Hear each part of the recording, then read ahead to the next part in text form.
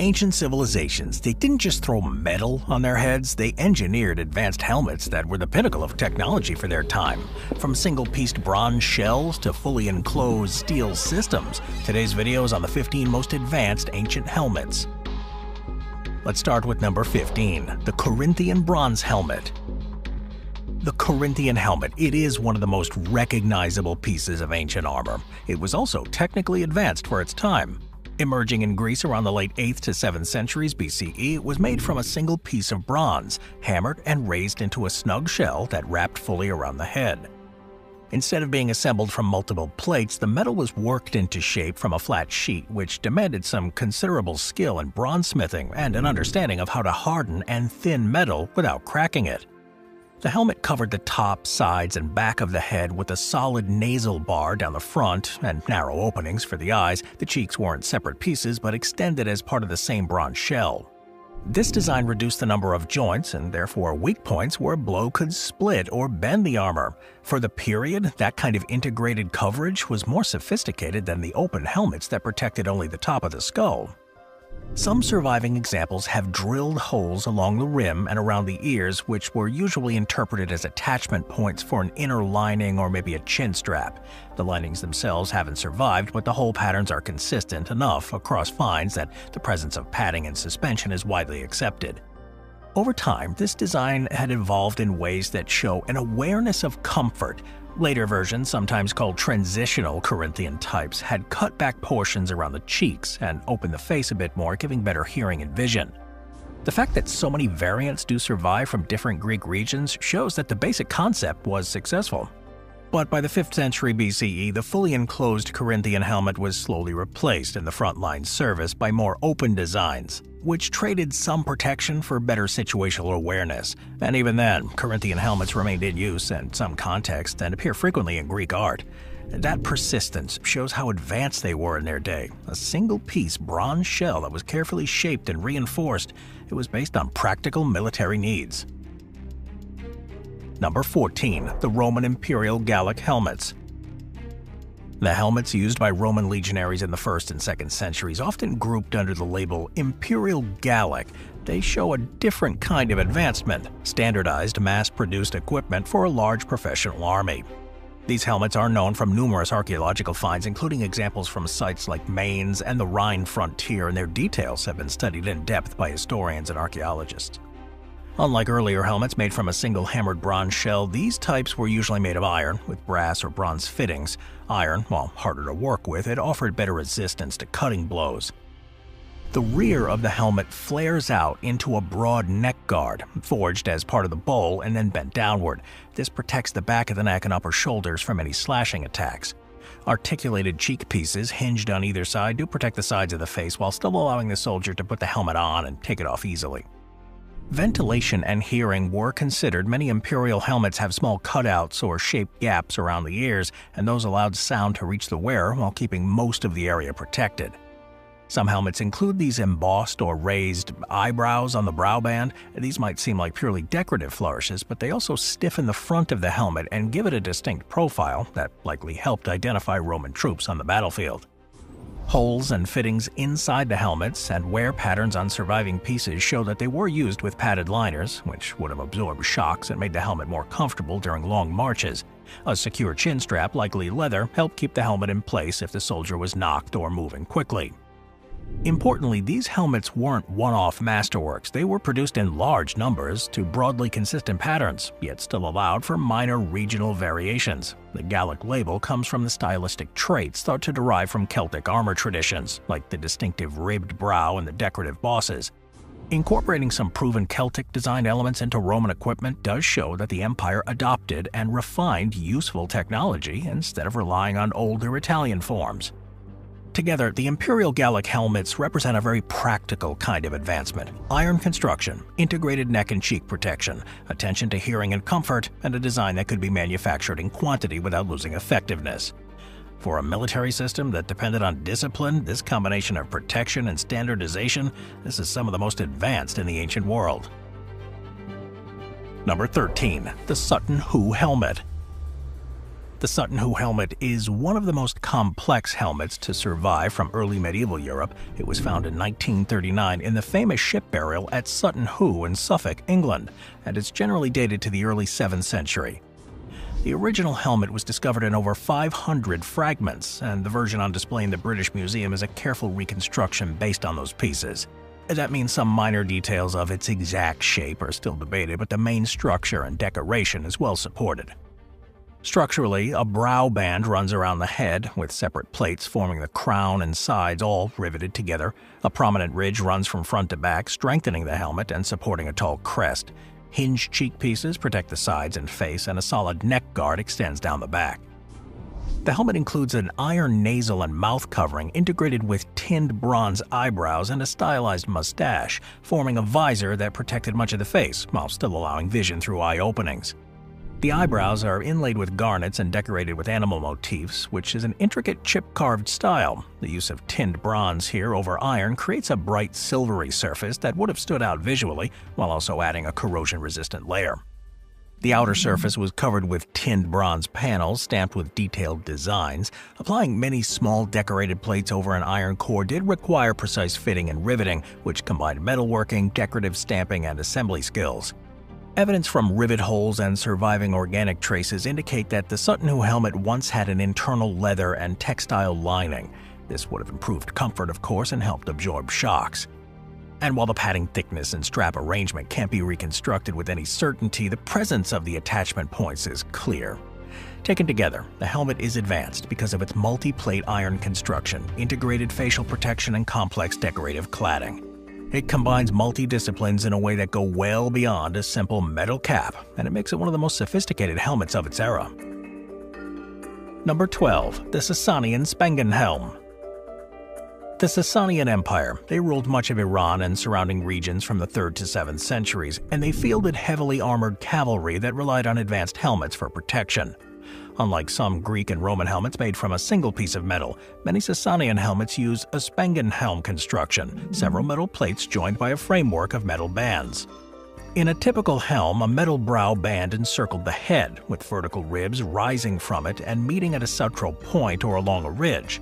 Iron or steel plates were then riveted between the ribs to form the bowl.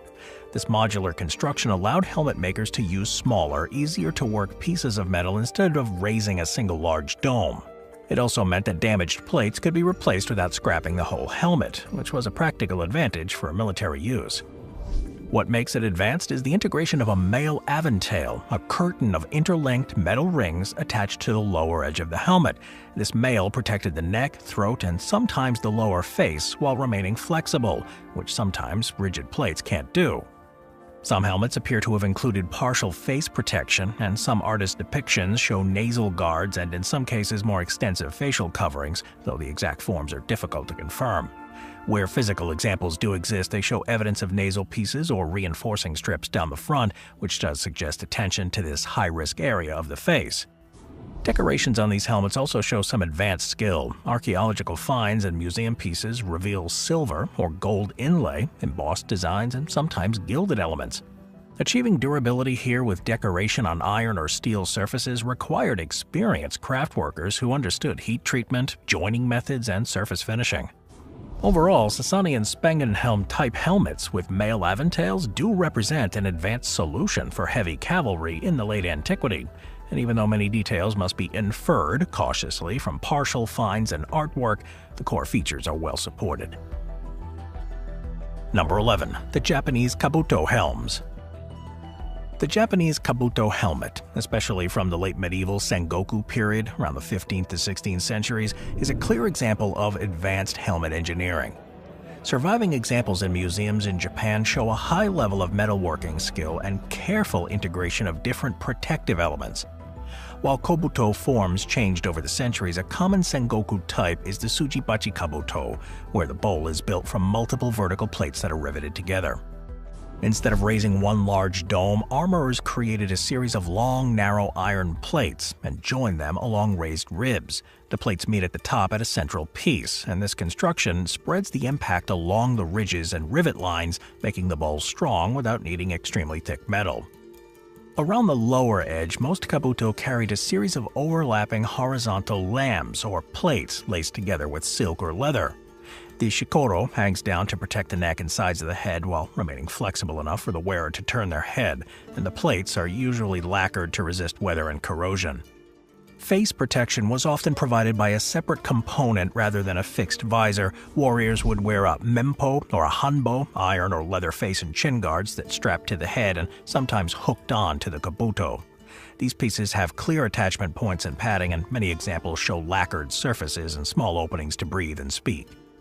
Internally, they were fitted with a lining, usually made of cloth and padding, and while the organic materials don't rarely survive, stitching holes and mounting points show how the liner was suspended inside the bowl. Large crests made it easier to identify specific leaders or units. Lacquer coatings extended the life of metal by protecting it from moisture, and although the visual impact of some designs is dramatic, the underlying structure remains practical. There is still debate among historians about how often certain highly decorated types were used in heavy combat versus parades or displays, but the engineering behind the core kabuto design is clearly advanced for the period. Number 10. The Late Roman Ridge Helmets. Late Roman ridge helmets. They were used from roughly the 3rd to 5th centuries and show another path towards advanced helmet design. Archaeological finds from sites in Hungary, Netherlands, and Serbia, along with related examples, give us a reasonably clear picture of this type. They're called ridge helmets because of a prominent central ridge that runs from front to back, joining two main halves of the bowl. Instead of a single domed piece, it was typically formed with two iron plates. The ridge itself is a separate metal bar or thickened section that acts like a spine. Additional plates or bands are then riveted around the brow and sides, and in some cases, small triangular or trapezoidal plates are added at the front and back to refine the shape. The lower edges of many of these ridge helmets are flared into a neck guard at the back, similar in concept to earlier Roman helmets, but often more pronounced. Hinged cheek pieces protect the sides of the face, and they're shaped to follow the jaw, with rolled edges to reduce the risk of cutting. Surviving examples show drilled holes and fittings that indicate the presence of liners and chin straps, although the organic materials themselves are not preserved. Some ridge helmets were heavily decorated. They could be tinned, silvered, or even gilded, maybe inlaid with glass or semi-precious stones, and this kind of decoration clearly signaled status, possibly for the officers or elite cavalry. The decorated bands and plates are not just thin covers either, they're functional parts of the helmet. Modern scholars do debate how often they were used in real combat versus parades, and not all ridge helmets had masks, so it would be misleading to say they were standard. However, the existence of these integrated face protections in some late Roman helmets does show an awareness of the advanced ways to protect the entire head. The finds we do have, supported by contemporary depictions in art and reliefs, show that by the late antiquity, Roman armorers were moving towards more complex modular helmets that combined protection and, in some cases, high-status decoration in one advanced design. Number 9. The Jormungandr, the spectacle helmet of the Vikings. The Jormungandr helmet is the only nearly complete Viking-age helmet found so far, which makes it unusually valuable for understanding how the advanced Norse armor could be.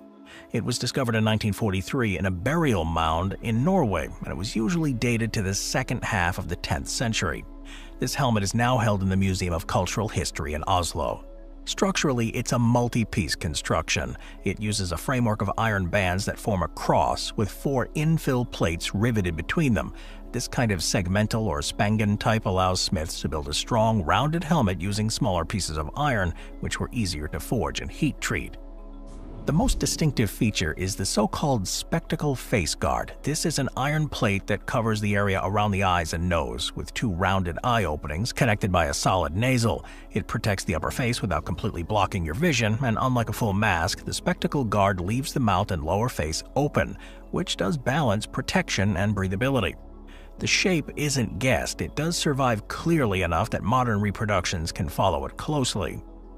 Around the lower edge of the helmet are holes that likely serve to attach an aventail, or a curtain of mail. The original mail doesn't survive in place, but small fragments found in the grave and a consistent line of holes does strongly support that interpretation. Mail aventails were well documented in other early medieval contexts, so this reading is widely accepted. As with many ancient helmets, the exact form of a liner is uncertain because the organic materials have decayed and the overall weight is within range of other iron combat helmets, so its protection came from design rather than mass. Surviving parts show rolled, thickened edges in some areas, which does reduce the chance of the metal cutting into the wearer and adds stiffness. The careful riveting of these plates and bands show practical experience with how to keep a compound iron structure from failing under shock. Nothing about the design is experimental, it does reflect a mature tradition. Because only one nearly complete Viking helmet of this type has ever been found, scholars are a bit cautious about generalizing every detail to all Norse warriors. Other fragmentary finds confirm the use of similar methods, but we can't say with certainty that all Viking helmets had spectacle guards or mail aventails. But what is clear is that this helmet itself represents a sophisticated combination of construction, integrated facial protection, and probable mail and padding, and it makes it one of the most advanced helmets of the early medieval North. Number 8. The bassinet helmets with visors. By the 14th century, the bassinet had become the main combat helmet for much of Western Europe, and in its fully developed form with a visor and mail aventail, it was a highly advanced piece of protective equipment. Surviving examples are found in collections like the Royal Armouries in Leeds, the Metropolitan Museum of Art in New York, and the Wallace Collection in London.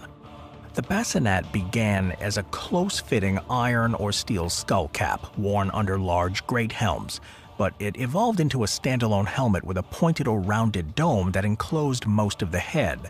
The skull was generally raised from one or a few pieces of steel, then shaped to a smooth, continuous curve.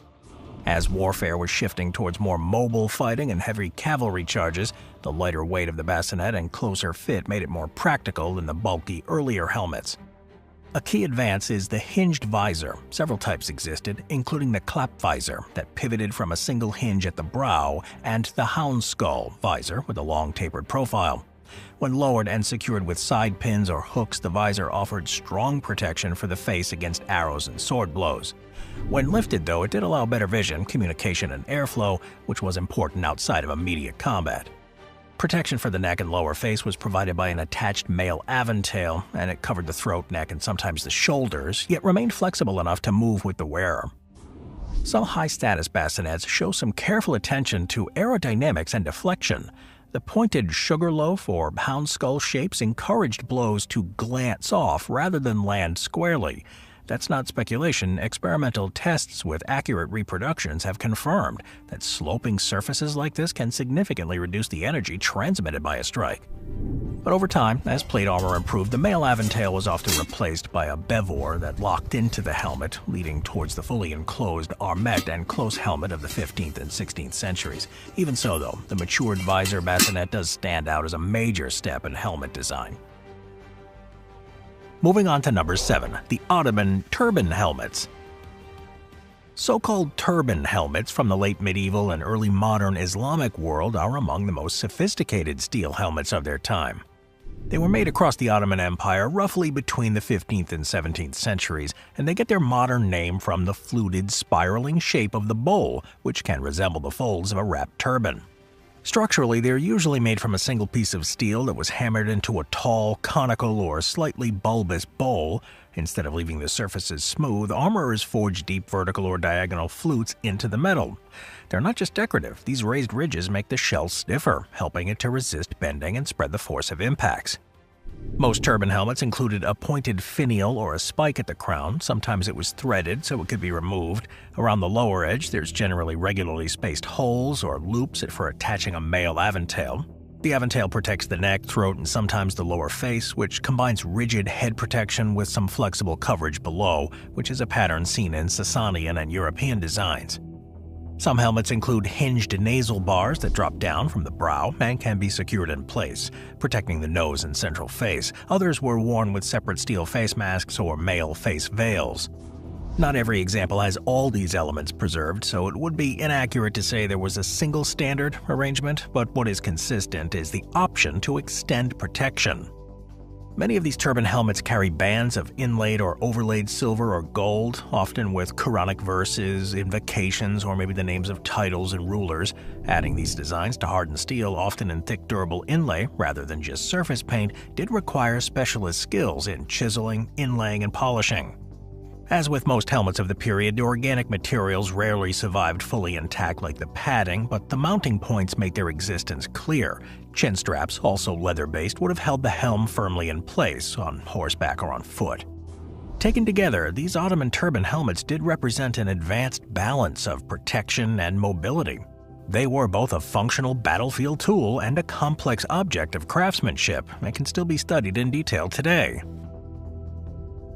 Number 6. Italian armets and close helmets. By the late 15th and early 16th centuries in Italy, helmet design had reached a very advanced stage. These helmets, widely used by European heavy cavalry and men-at-arms, aimed to provide complete head protection without sacrificing mobility. The armet is characterized by a snug steel skull and a system of hinged cheek pieces that close around the face. The skull itself is usually raised from one or a few pieces of high-quality steel, shaped to follow the contours of the head and often slightly pointed or ridged.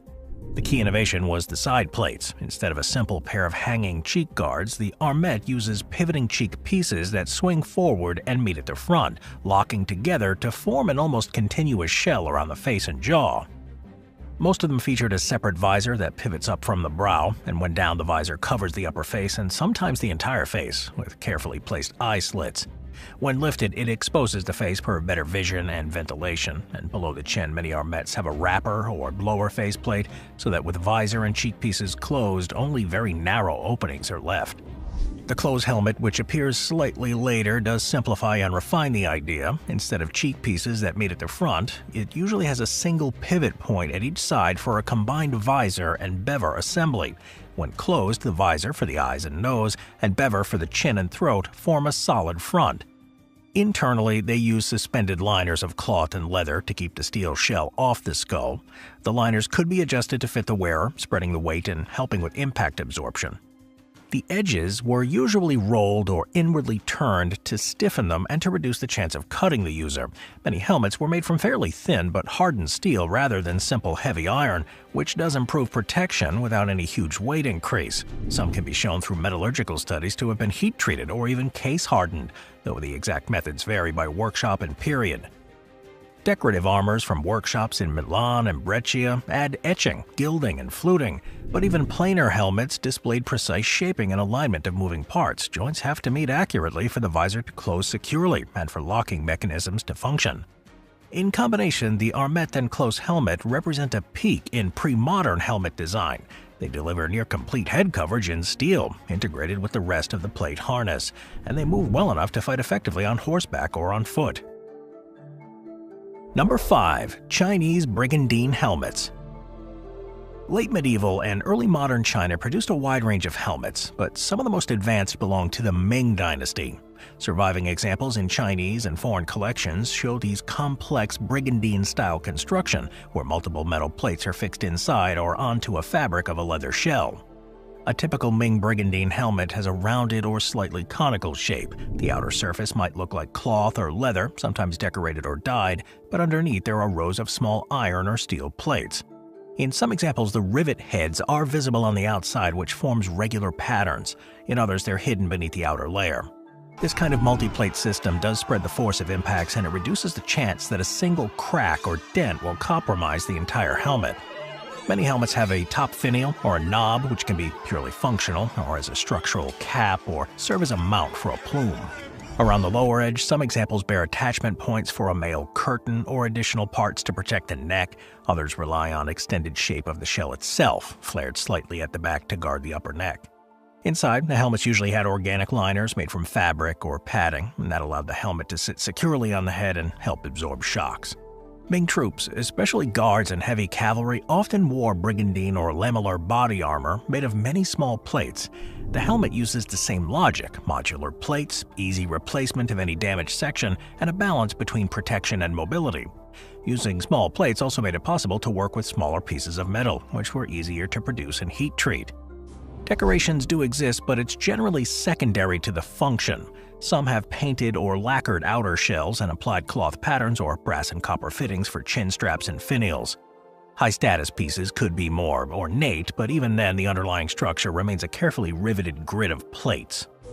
Not every detail of a Ming helmet use is fully understood, and scholars have debated how widely certain advanced types were issued to compared with simple iron caps, though the surviving brigandine helmets themselves are clear evidence of a sophisticated approach.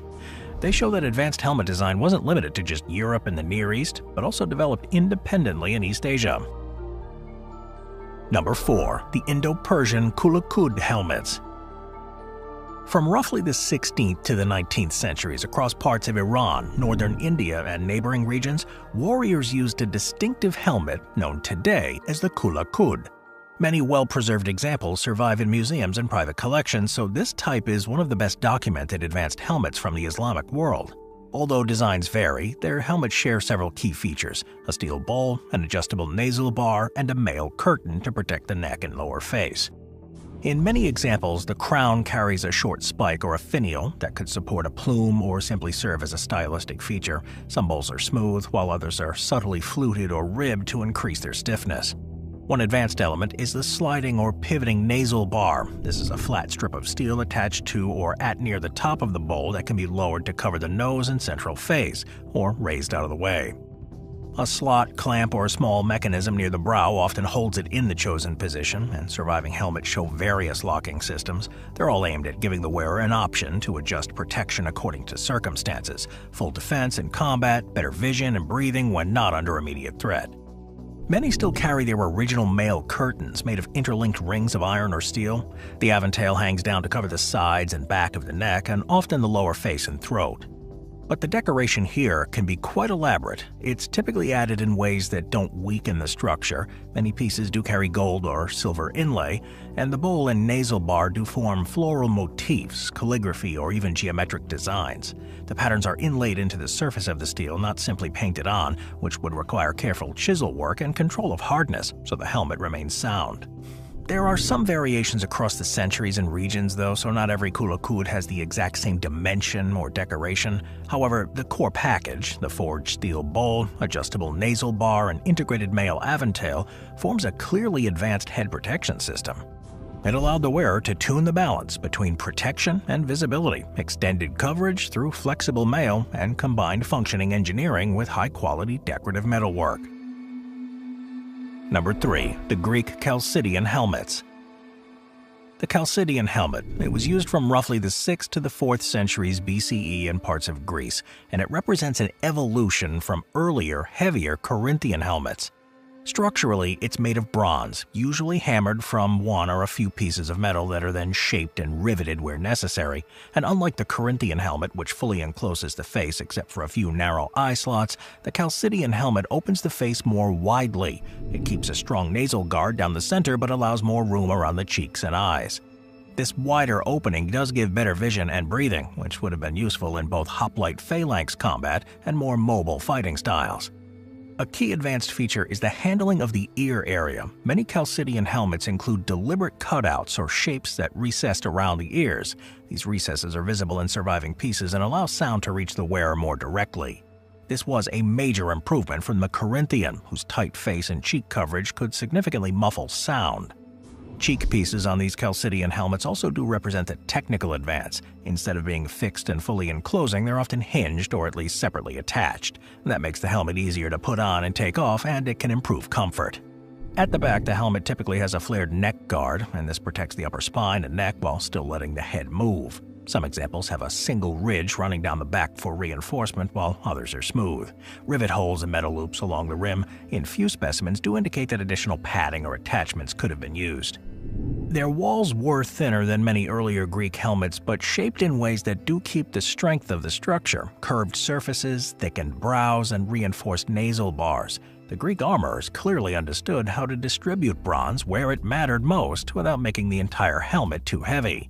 Decorations exist, but it's usually restrained compared with more ceremonial types. Some carried engraved patterns, embossed lines, or small applications, and others have crest holders for plumes, which are visible as riveted boxes or loops on the top.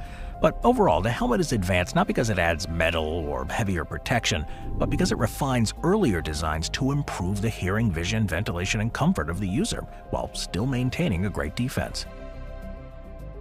Number 2. The Celtic bronze-horned and crested helmets. Celtic helmets from the late Iron Age, that was roughly the 5th to the 1st centuries BCE, include some of the most technically complex bronze work of ancient Europe. Although popular culture sometimes exaggerates and fictionalizes Celtic horned helmets, real archaeological finds like the famous Waterloo helmet found in the River Thames and the Agri helmet found in France and other decorated examples do show advanced craftsmanship. It is important, though, to distinguish between ceremonial pieces and those clearly intended for combat. The Agri helmet, for instance, features a bronze shell with multiple applied decorative plates of gold leaf and coral inlay. The shell itself is hammered into a rounded form with a reinforced crest ridge.